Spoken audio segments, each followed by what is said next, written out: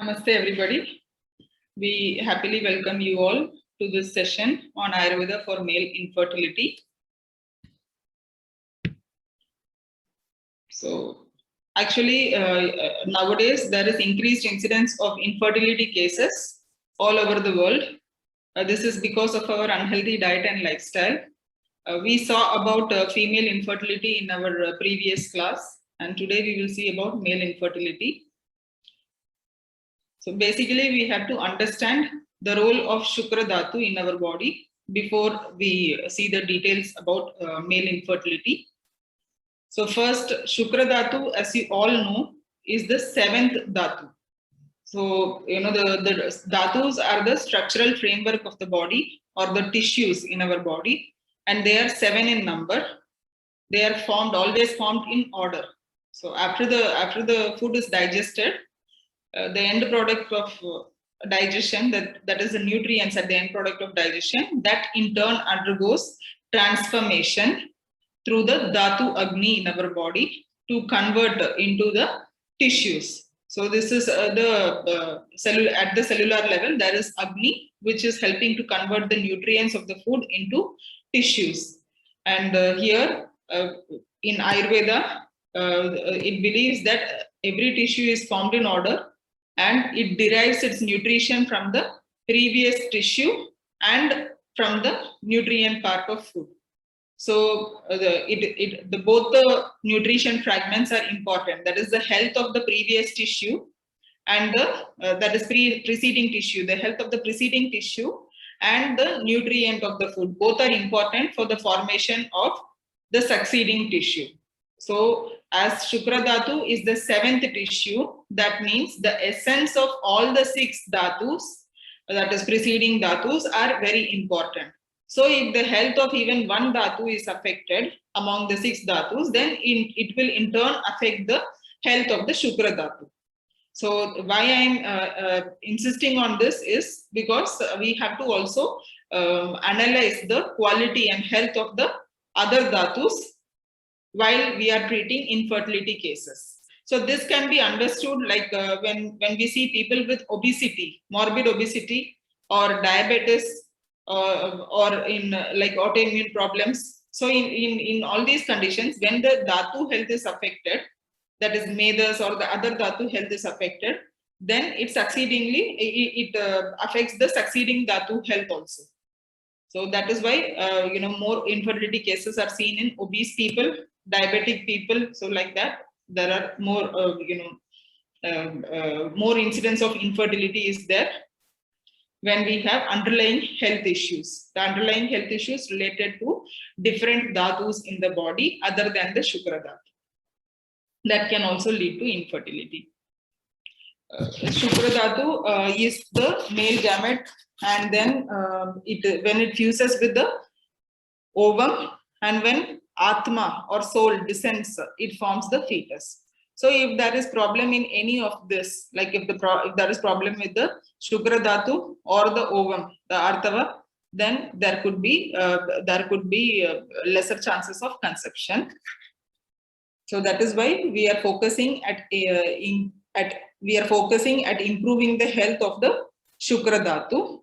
Shukra Dhatu is present in our body right from birth. Just like all other Dhatus, it is present in our body right from birth. And it is all the Dhatus are spread all over the body. Similarly, Shukra Dhatu is also spread all over the body. But it is like, the Ayurveda, they give a simile. The Ayurveda textbooks give a simile like the cream or ghee present in milk is inseparable from milk. So in the same way, the Shukra Dhatu is present all over the body. It is adhered to each and every cell of the body. That is one thing. And just like sugar is present in every molecule of sugarcane, like sweetness is inseparable from sugarcane, in the same way, Shukra Dhatu is inseparable. So from the body, it is present in each and every cell of the body. But because of excitement, because of the action of Vata dosha, because of these qualities and because of the atomicity, it comes out through the male sexual organ. So it is ejaculated through the Shukravaha Srotas. So this is the role of Shukra Dhatu, and then Vata plays an important role in the function, in its function, because especially Apana Vata, which is located in this organ, in the male sexual organ, that is responsible for the ejaculation of Shukra Dhatu. Also, it is responsible for proper erection. So, if there is any imbalance in Vata dosha, it may lead to infertility. Basically, fertility is anabolism, denotes anabolism. That means if we see the Pancha Mahabhuta level, that means Ap Mahabhuta and the Prithvi Mahabhuta should be predominant for the formation, for the growth, for the development. So this means that Kapha dosha has the nature of anabolism. It denotes growth because of its properties: guru, heaviness property, stability property, and unctuousness property, sliminess property. So these are the properties which are anabolic in nature. Whereas the properties of Vata dosha, that is Ruksha, Kara, Chala. So it's like, increased dryness, increased roughness, lightness. So all these leads to increased air element, increased space and air element in the body, which in turn is like, it is like catabolism, we can say. So it is responsible for multiplication. But it is even for cell division, it is responsible, but it is not denoting, it will dry up the Shukra and Ardhava Dhatu or the ovum if it is in excess in the body. So Vata dosha increase in the body can dry up all the tissues, including the Shukra Dhatu. So the qualitatively and quantitatively also Shukra Dhatu will get reduced if there is increase in Vata, leading to infertility, because the properties of Shukra Dhatu and Vata are opposite. Shukra Dhatu has properties like similar to that of Kapha or Ojas, we can say. Ojas is nothing but the essence of all the 7 tissues in the body, and the Shukra Dhatu and Ojas have similar property because they provide nourishment to the body, and as Shukra Dhatu is the deep-seated Dhatu, it is similar to the Ojas. And then its properties are like liquidity, unctuousness, heaviness, viscosity, sweetness. It should be without any foul smell, and it is like white like the rock crystal. So these are the properties of physical properties of Shukra, we can say, and these properties are just opposite to the properties of Vata. We believe that the similar substances increases similar properties in the body. So if we take food substances which increase Kapha, which increase Ojas, that in turn will increase the Shukra Dhatu.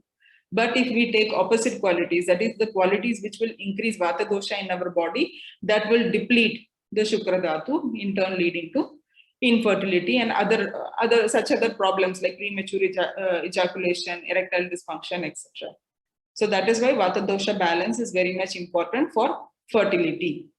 So Vata basically regulates the functions of, the Vata also has other roles to play, and then Vata, as we know, regulates the function of Pitta and Kapha. Pitta and Kapha are lame without the control of Vata dosha. So Vata dosha, although it is invisible, it becomes visible through its actions, we can say. Also, this is at the physical level, and then it is responsible for all the movements, including the ejaculation of sperm. So the Vata dosha acts at the physical level, and at the psychosexual plane also it controls the mind. Vata is the controller of all of the mental activities. It also controls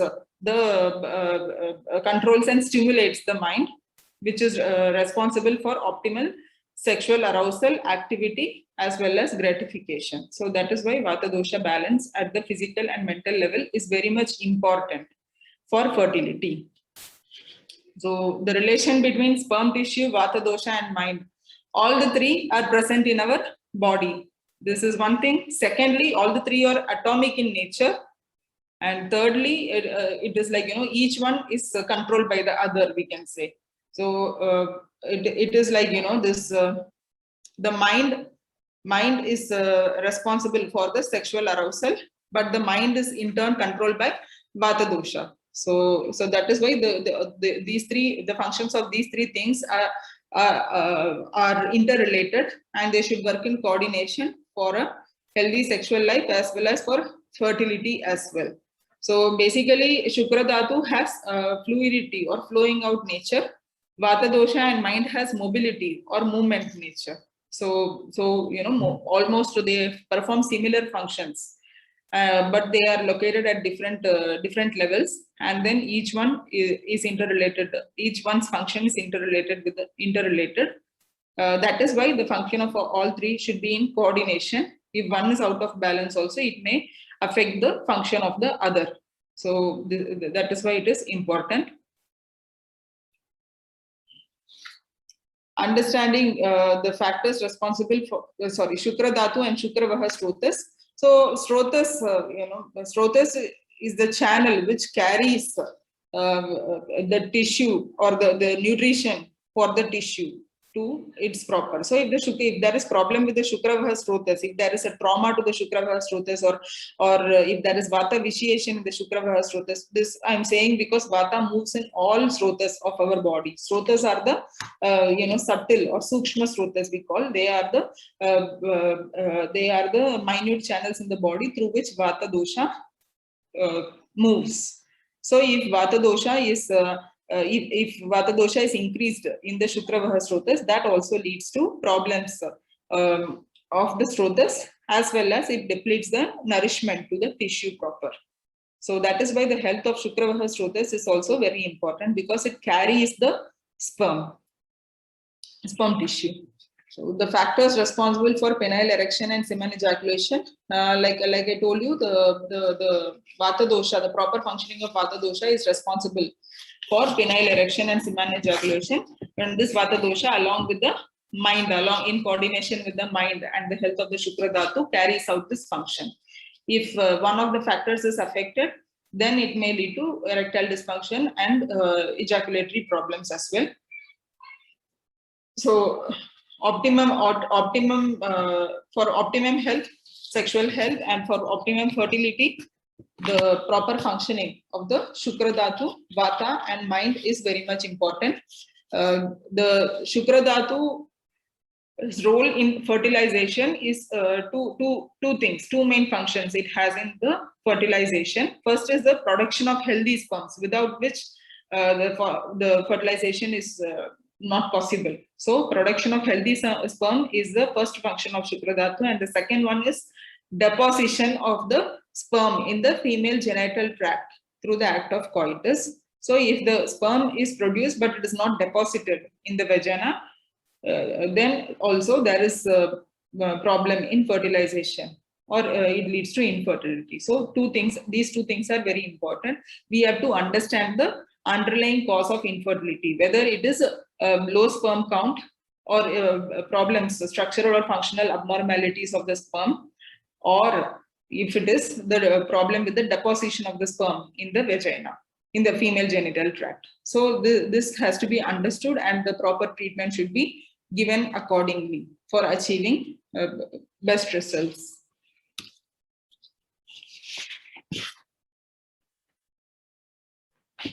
So the pathological conditions of the Shukra Dhatu are of two types: Shukra Shaya and Shukra Dosha. Shukra Shaya, like I told you, the first one we discussed, sperm count, production of sperm, healthy sperm is important function for fertilization of the ovum. So if the sperm count is low, then it leads to infertility. So Shukra Shaya, Shaya means deficiency or low levels. So the Shukra Shaya can occur in two forms: Alparetas, Sheenaretas, and Vishushkaretas, which are nothing but mildly low, moderately low, and extremely low sperm count. So here, as it denotes, the mild to moderate levels of mild to moderately low levels of sperm can be corrected with Ayurveda therapies and herbs, along with diet and lifestyle modifications. But extremely low sperm count, that takes time. Sometimes in certain conditions, it can be incurable also. We have to rule out the causative factor. I mean, if the extremely low conditions of sperm occurs, then we have to analyze, because the chances can be both the sides. It can be treatable or it cannot be treatable also. So we have to understand whether it is treatable or not, and accordingly apply treatment for extremely low sperm count. So mildly low sperm count is like, the low sperm count is generally understood only after the 25 years of age or when the person becomes sexually active, and the low sperm count can occur from chromosomal or congenital defects like in Klinefelter syndrome, and then moderately low level sperm that can occur in middle age, especially this moderately low level, in that there is proper growth and development of normal sperm. However, the deficiency occurs during life because of unhealthy diet and habits like smoking, alcohol, drugs, usage of drugs, or even we can see that nowadays we use a lot of laptops, mobile phones. So this technology advancement is good in one form because we are able to connect with others, but the negative part is like there is a lot of radiation from them, and people generally men used to keep their mobile phone in their pockets. Also use the desktop is like fixed, you have a fixed working place and you work there, but mostly with laptops we keep it in their lap, we keep it on the lap and keep working. So again, the radiation from this also affects the sperm count. So the mobile phone and laptop should not be mobile phone should not be kept in the pockets, at least not in the pant pockets, and laptops should be used only on a desk, not kept on our lap and working on it. So this to be avoided, this type of lifestyle, and then along with that, like I told you, addictions and unhealthy, non-nutritious, non-nourishing diet, or too much processed food. So these things affect the sperm health and leading to infertility. So the last one, extremely low levels of sperm count, that occurs mainly when the Shukra Dhatu is completely depleted. So this can occur either due to autoimmune problems or because of old age, like after 70 years of age or so. So, but nowadays the aging is also early, early aging signs are noticed because our lifestyle is increasing Vata greatly. And this Vata, like I told you, Vata qualities are opposite to the qualities of Shukra Dhatu. So this Vata, if it increases in our body, it dries up the sperm. So the dryness property, roughness property, lightness, mobility property of Vata or the air element dries up the water element and earth element. That is, dries up the nourishing properties in our body, depletes the tissues, thereby leading to extremely low sperm count. So the extremely low sperm count because of the excess vitiation of Vata, it is treatable only to a certain extent. But the other two types can be corrected easily. So coming to Shukra dosha. So Shukra dosha is, the word dosha means anything which gets easily vitiated. So Shukra dosha is like, we can understand from these four subheadings, we can say, like defective spermatogenesis, disorders in efferent duct system, that is Shukra strotus, flaccid penis leading to non-deposition of sperm high in the vagina, errors in the Shukra Dhatu or seminal fluid. So defective spermatogenesis. So defective spermatogenesis are like, like Bija dosha comes under this, which means like chromosomal abnormalities. Also like Dvireta condition, that is disorders of sexual development resulting from disordered sex chromosomes. Also this congenital abnormalities, metabolic defects, or puberty, if the growth is not proper upon reaching puberty, that also causes problems. And then accidental trauma. So these are the factors which can lead to defective spermatogenesis. And then disorders in the Shukra Vaha Strotas, disorders in the Shukra Vaha Strotas, that is Shukra Vaha Stroto Dushti. So this can be of two types, structural and functional. So structural is the anomalies, structural is difficult to correct because sometimes, if there is a missing, if there is one or more parts missing, then it is not possible to correct. So structural defects are cannot be corrected. Second is functional defects. The functional defects are possible to be treated because the functional defects like unhealthy practices. The functional defects can occur because of injury, because of diseases, or because of unhealthy practices, which can be treated. And then the causes, the Shukravaha Srotas Dushti, this can occur because of several factors like, unhealthy diet or untimely or improper coitus, also because of sexually transmitted diseases like gonorrhea, chlamydia. So this sexually transmitted diseases can also lead to infertility, but which is preventable or treatable, we can say. Also abstinence from sex for a longer period of time, like celibacy. This also this affects the mind. Like naturally, when a person is following sexual abstinence and suddenly he gets married or he indulges in sexual intercourse, it is difficult for him to adjust to this. So it is like the mind is afflicted in this condition. So he is not confident. Also because of the stress, fear, anxiety, it leads to vitiation of doshas in the body. Mainly, we have seen that the stress and anxiety leads to increase of vata dosha, which in turn again affects the sperm, Shukra Dhatu. So that is why celibacy can also be a reason, like sexual abstinence for many years. That can also lead to Shukra Dushti. Also, then third one is like injury to the Shukravah Strotas, trauma. This can also lead to Shukra Dosha.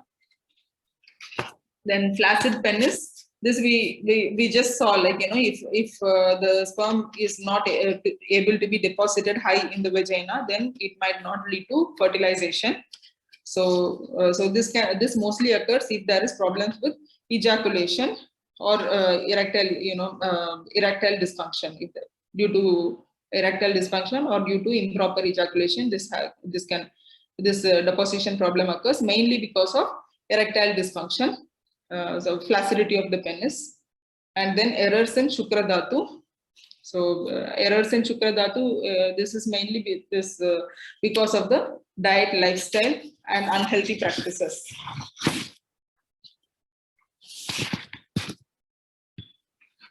So the Shukra Dushti can be caused due to threefold causative factors are diet, lifestyle, and psychological, manasika or psychological factors. The dietetic factors, like I just told you, vata aggravating factors or Shukra depleting factors. So these are the causative factors. So vata aggravating factors and Shukra depleting factors are nothing but excess indulgence in dry food items, bitter taste, salty taste, spicy food, too much hot potency food items. So these, and then lifestyle factors, doing anything in excess. So this in turn will lead to depletion of the dhatus, including the Shukra Dhatu, as well as it increases vata as well. So doing anything in excess means like too much of sexual intercourse, too much of physical activity, also like coitus in old age, and suppression of the natural urges, especially of the sexual urge, suppression of the sexual urge, and improper abstinence. These are the lifestyle factors which can lead to Shukra Dushti. And psychological factors like stress, fear, anxiety, anger. So these things are quite common nowadays.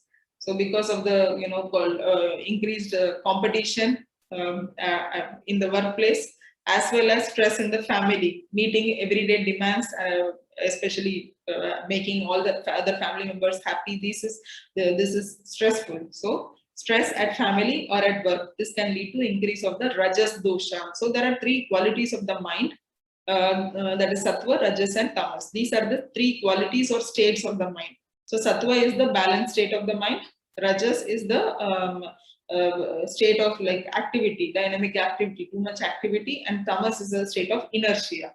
Actually, all these three gunas or qualities are interrelated. One affects the other. So we need to have a balance. It is impossible to separate them. So it is like what to say, the clouds, when there are too much clouds ready for rain, that is like the rajas guna. And this falling of rains are like, are nourishing. So it is like sattva guna. But when the rain falls on the ground, it is in a state of inertia.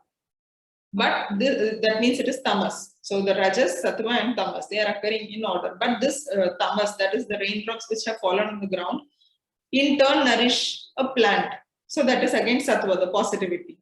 So the plant grows, So it is like this, a lot of chemical activity going on, it is Rajas.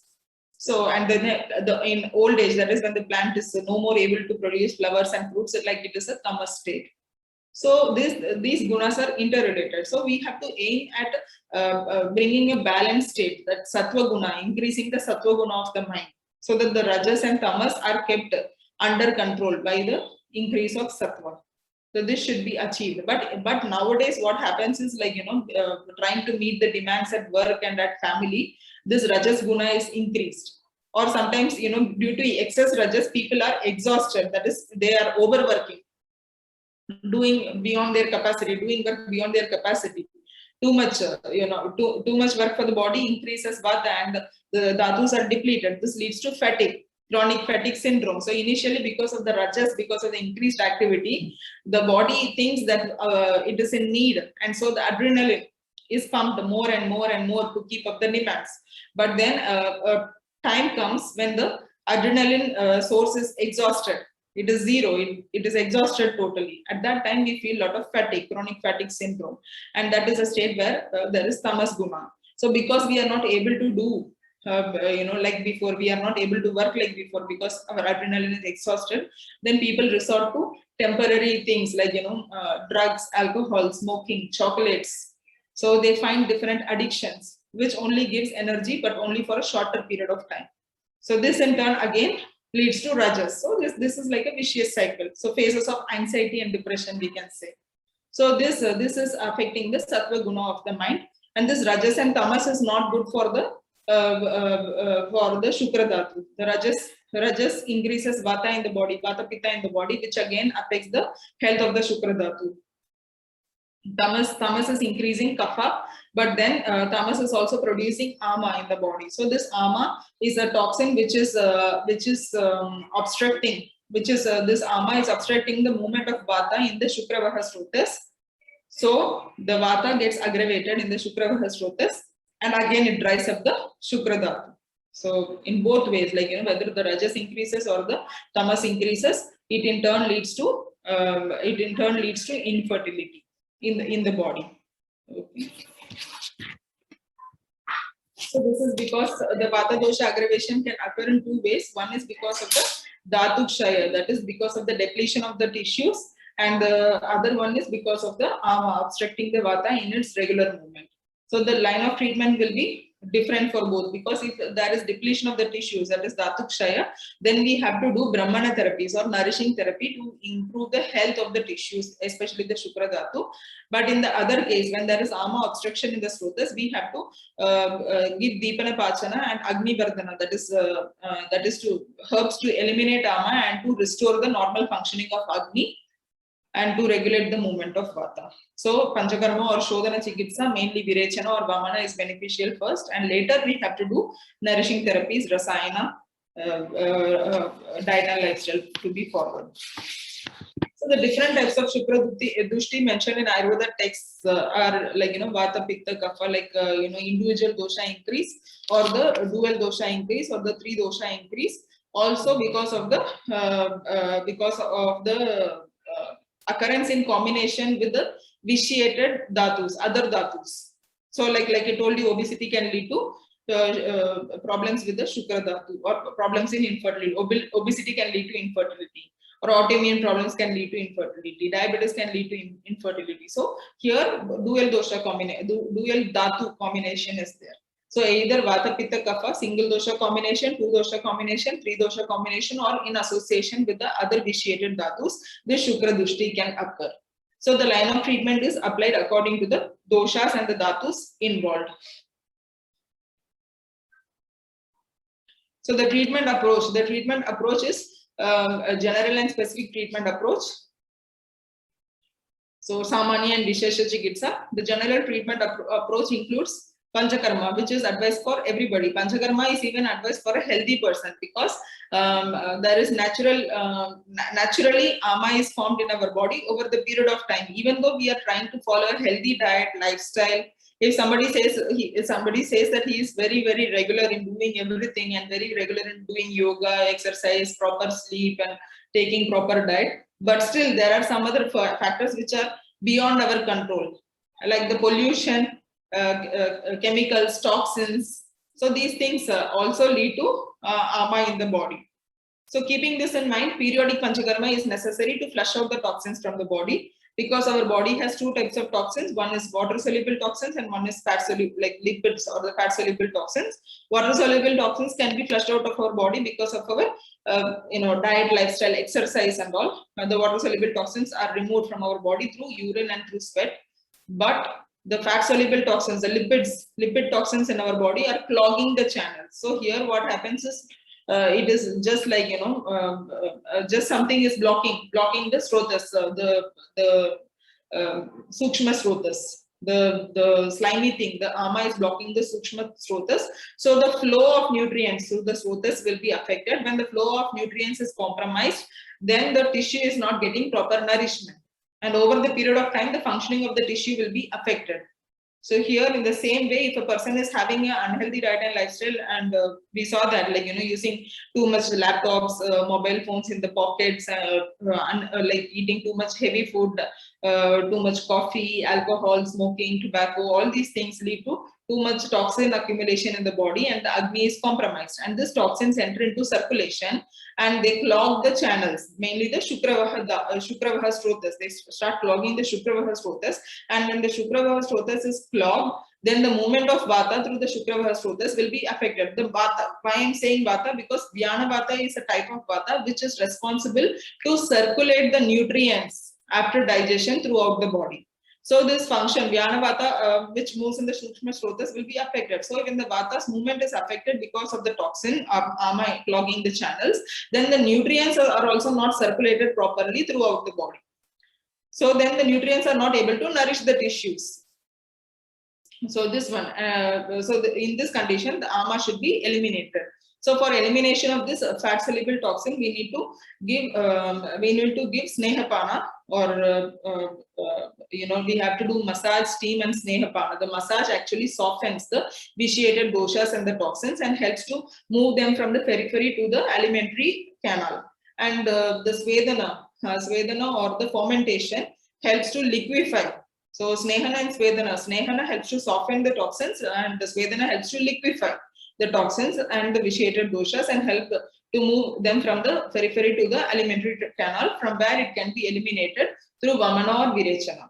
So during snehana and swedana, we also give, during abhyanga and swedana, we also give snehapana, that is internal oleation, where medicated fats are given in increasing doses for a period of 3 to 7 days based on one's prakriti, vikruti, that is prakriti, the body type, one's vikruti, health status, imbalance of doshas and the health status, and based on their agni, digestive capacity, age factor, season, etc. So based on all these, the dose of the snehapana, that is internal oleation medicine is decided, medicated fats is decided, and it is administered for a minimum period of 3 days and a maximum period of 7 days. So here what happens is, the fats which are given orally will be absorbed. Since our body is made up of fats or lipids, the fat in the medicine will be spread throughout the body and it will be absorbed into the each and every cell, and it will help to detach the snehana and swedana. That abhyanga and swedana are also done along with the snehapana.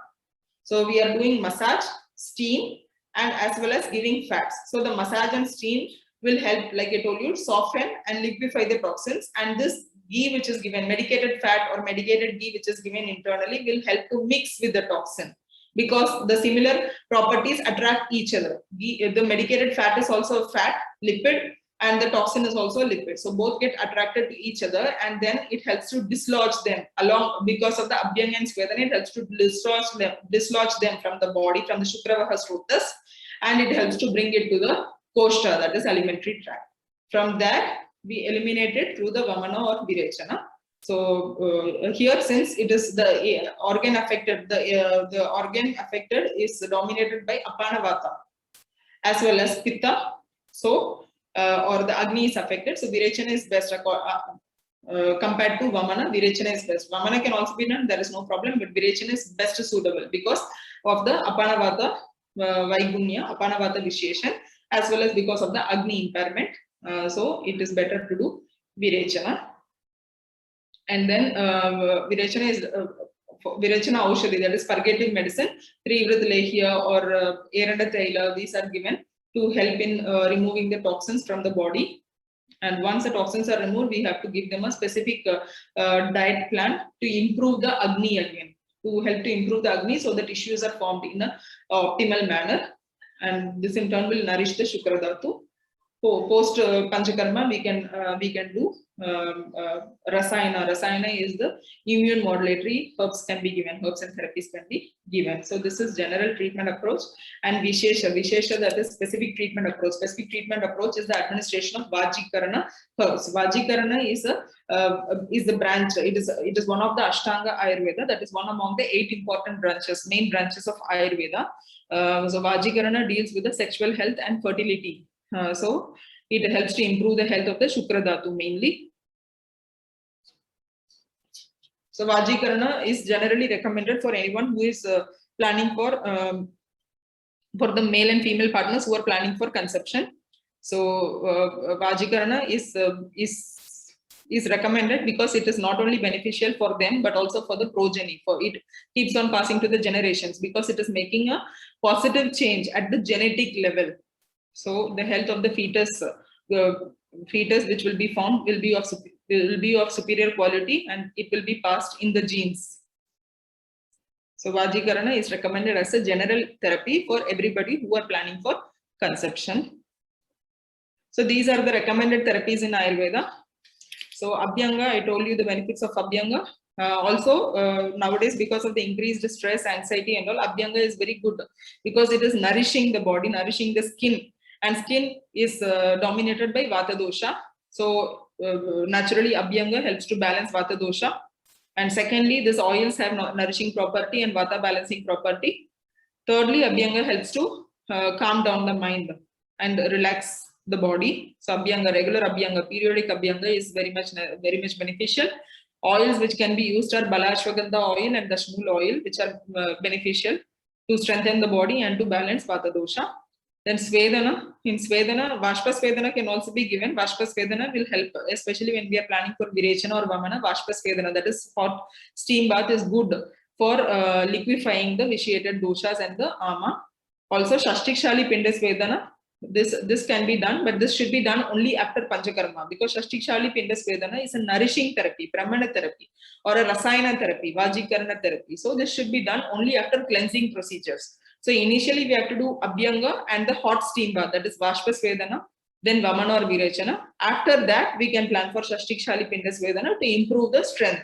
So Shashtikshali Pinda Svedana actually naturally nourishes the Mamsa Dhatu and Mamsa Asti Majja. So it's like, when the Mamsa Majja Asti Dhatu, everything is nourished, then the succeeding Dhatu's health will also be improved. So Shukra Dhatu's health will be improved. The Shukra will increase quantitatively and qualitatively by these therapies.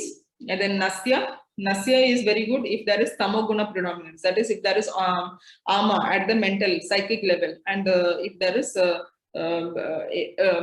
Tamoguna predominance in the mind, or if the Kapha is preventing the Vata from performing its function, then Nasya can be given because Nasya helps to remove obstruction and Nasya helps to regulate the function of Vata dosha. If Nasya is done with medicated ghee, then the ghee has Kapha increasing property, Kapha balancing property. Also, as Nasya has Vata reducing property, so it will help in reducing Vata and balancing Kapha as well. So Shirodhara is very good for mental stress. So because of stress also infertility occurs, and because of infertility the stress increases. So it forms a vicious cycle. So in order to break this cycle, Shirodhara is beneficial. Shirodhara is good to calm down the mental stress, thereby increasing the chances of conception. Then increasing the quality, increasing the Shukra Dushti, we can say, especially in cases of premature ejaculation and erectile dysfunction. Shirodhara is good. Shirodhara is good for both the partners because naturally when they are planning for a baby, it increases stress and anxiety, especially for the first. In case of first pregnancy, it increases. For the first pregnancy, it increases stress. So Shirodhara can be planned for both the partners. So it reduces the stress and increases the chances of conception, and increases, especially for men, it increases the it reduces the erectile dysfunction and premature ejaculation problem. So it helps in proper erection and ejaculation, we can say. And then Virechana. Virechana, like I told you, these are the Panchakarmas. So mainly Virechana is beneficial. We just discussed about Virechana. And the other therapy like Basti. Basti, 3 types of Basti. Anuvasana Basti, that is with medicated oil. Niruva Basti, that is cleansing enema, which is like concoction prepared from oil, medicated decoction, paste of herbs, and paste of herbs, honey, and rock salt. And then Uttara Basti. Uttara Basti is direct administration through the urethra. So these 3 types of Basti are effective because sthana, we have to see that the Shukra Drishti occurs because of Vata mainly, and it occurs in the Vata sthana, that is Vata dominant part of the body, and hence Basti is beneficial for balancing Vata dosha. Anuvasana Basti is application or injection of medicated oil through the anus.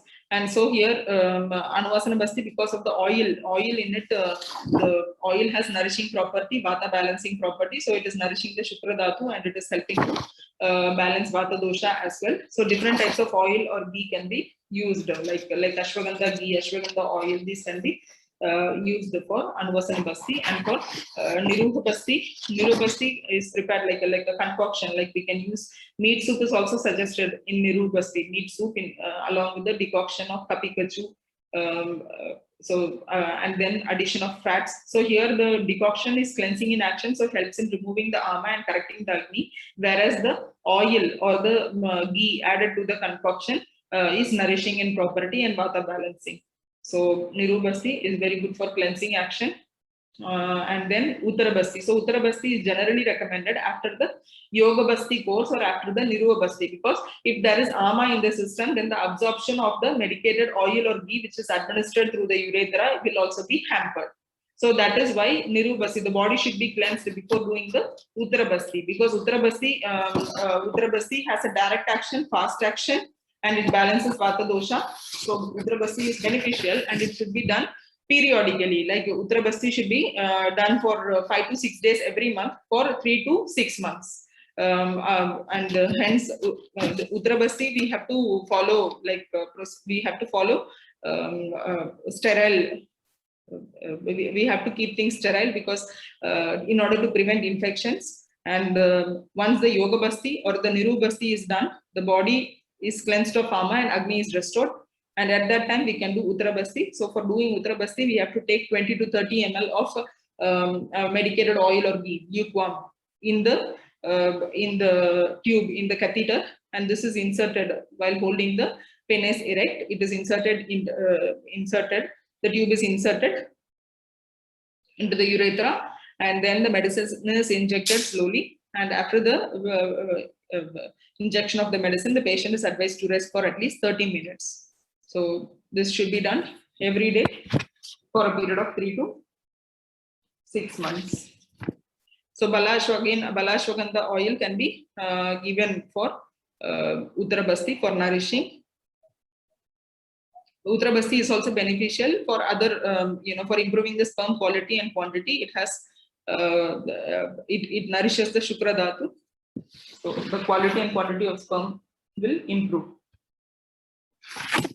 Then coming to the Vishesha Chikitsa, that is specific therapy. So here Vajikarana is a specific, specific treatment, specific therapy for male infertility. Here there are 3 different types of drugs, herbs which are used. The first classification of herbs belong to the category which promote the production of sperm, and the second one helps to initiate the ejaculation of sperm, and the third one improves the ejaculatory control. That is, it is good for erection during the sexual intercourse, because we saw that erectile dysfunction can also lead to infertility because the sperm is unable to be deposited high in the vagina. So here the herbs used for Vajikarana purpose have Rasayana property as well, so they are beneficial. The common herbs which are used are Ashwagandha, Kapikachu, Gokshur, Shweta Musali, Amalaki, Shatavari, Vidarikam. So here basically Amalaki is having antioxidant property and is rejuvenative. It is also an aphrodisiac. Ashwagandha helps to improve sperm count, motility and quality. The Gokshura increases, is well-known herb to increase, it is well-known for improving the testosterone levels, and it has spermatogenic property. Kapikachu is very good sexual function enhancer, and it has anabolic properties. Shweta Musali increases the sexual potency, behavior, as well as performance.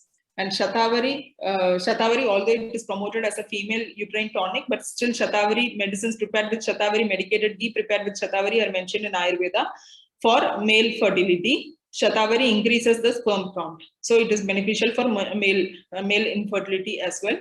And Vidari Kanda increases the sperm count. So these are beneficial. So basically all these herbs have Balavardak or strength promoting property, Vata Hara, Vata balancing property, Medya, that is psychotropic property. So they act on the physical level as well as psychological level. And the diet, coming to the diet lifestyle. So wholesome diet is recommended. So basically when we say wholesome diet, the diet which balances Vata and which increases the nourishment to the Shukra Dhatu, like milk, butter, ghee, coconut water, natural sweets, because they increase ojas, they increase the Shukra Dhatu. So natural sweets like jaggery, honey, also, you know, castor oil, sesame oil, sesame seeds, they are all beneficial. And lentils, mainly the chickpea and black lentils, they are good. Wheat is good. Wheat increases Shukra Dhatu. Ginger is good. Long pepper is good. Grapes are good. Asparagus is good. Dates are good. So these are the some of the, you know, diet which is recommended. Salt depletes the Shukra Dhatu, but Sainda salt, that is rock salt, Himalayan pink salt, is okay to use. It does not deplete the Shukra Dhatu. We can also natural sweet preparations using milk, like milk pudding and snacks prepared from ghee, they are beneficial. So here sesame improves the sperm count and motility. So sesame balls, you know, sesame with the jaggery can be, sesame seeds along with jaggery can be made into balls, and every day 1 or 2 balls can be taken. So to increase the sperm count and motility.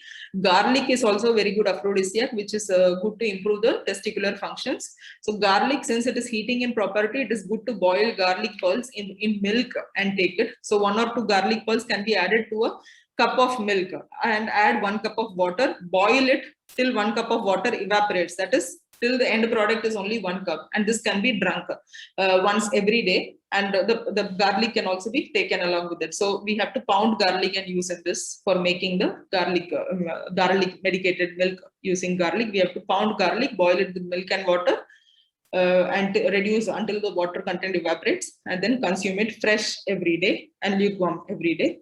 Black lentil is very good. Black lentil soups can be prepared. Black lentil sweets can be prepared. So black lentil can be fried in ghee and cooked in milk and be taken along with cane sugar. So this is good, but then one should avoid alcohol, smoking, drugs, caffeine, carbonated drinks, junk food, spicy food, too much salt in diet. Also, regular exercise is important, because exercise increases heat in the body, increases the Agni in the body, thereby helping in proper formation of the dhatus, including the Shukra Dhatu, helps to balance mental stress as well. So regular physical activity is important. Proper sleep routine, sleep and wake up routine is important, because if we stay awake late at night, that increases Vata in the body, which in turn can lead to fatigue, erectile dysfunction, premature ejaculation, and the sexual affect sexual function also. So that is why proper timely sleep is important. Going to bed before 11 p.m. and staying and sleeping for at least 7 to 8 hours is important. Oversleeping is also not good. Consuming fresh fruits and vegetables which are rich in antioxidants and phytonutrients, that is good. Instead of taking more processed food or frozen food, fresh fruits and vegetables whenever is possible, like take as much as possible. Also, like, you know, dry fruits bar, this can be, you know, prepared at home. Like take 1 handful of nuts and 1 handful of dry fruits, then you pound it to a coarse paste. So using a mixer, you can pound it to grind it to a coarse paste.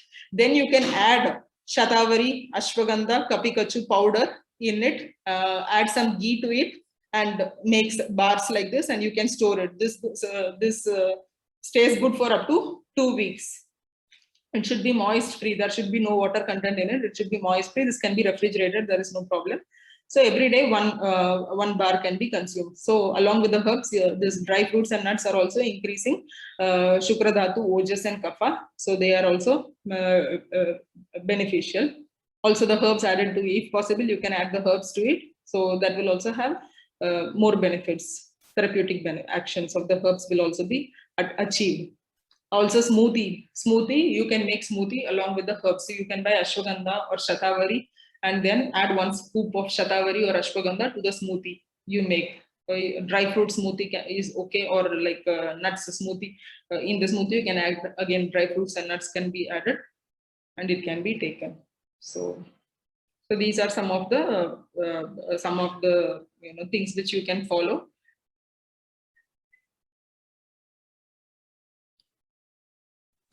Okay.